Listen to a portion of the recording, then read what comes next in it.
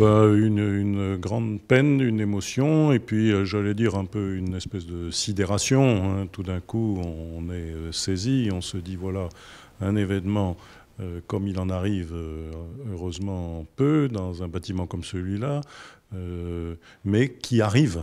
Voilà, c'est pas les incendies des grands bâtiments et des grands symboles d'une nation, c'est pas voilà.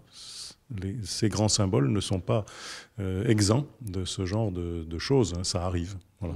Donc c'est à la fois très fort et en même temps on se dit bah oui c'est pas ces monuments qui paraissent franchir les siècles, ben, ils sont aussi fragiles. Ce soir à la cathédrale de Lille, il y a donc la messe chrismale pour le diocèse de Lille que je vais présider, au cours de laquelle les prêtres renouvellent leurs engagements, les prêtres et les diacres, et au cours de laquelle je vais consacrer le Saint-Crème qui est fait pour le baptême, pour la confirmation, pour l'ordination des prêtres et des évêques.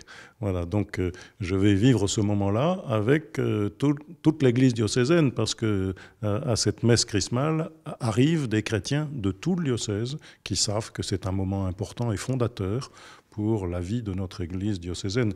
Et bien sûr, j'introduirai la messe en pensant aux diocésains de Paris, aux Parisiens qui aiment aller dans cette cathédrale Notre-Dame de Paris et qui en sont privés ces jours-ci, et pour de nombreux mois, qui seront privés, et en pensant à tous ceux que cette émotion a gagné. On les restaure, ces bâtiments, et il se trouve que c'est même parfois au cours d'une restauration que le feu se déclenche. Pourquoi ? Parce qu'au cours d'une restauration, on manœuvre avec des instruments électriques, avec du fil électrique qui se promène, voilà.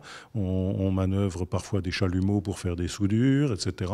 Et donc, le risque d'incendie, moi, j'ai déjà vu des églises brûlées, et c'était à l'occasion des travaux.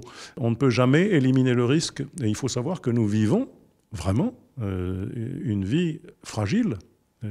Un accident arrive très vite. Il n'y a pas de surveillance de plus, on est très attentif, hein. On ne ferme pas une église le soir sans éteindre les bougies qui ont été allumées. J'étais il y a quelques jours à Lourdes, il y a des grands brûloirs à bougies, mais ils sont surveillés en permanence.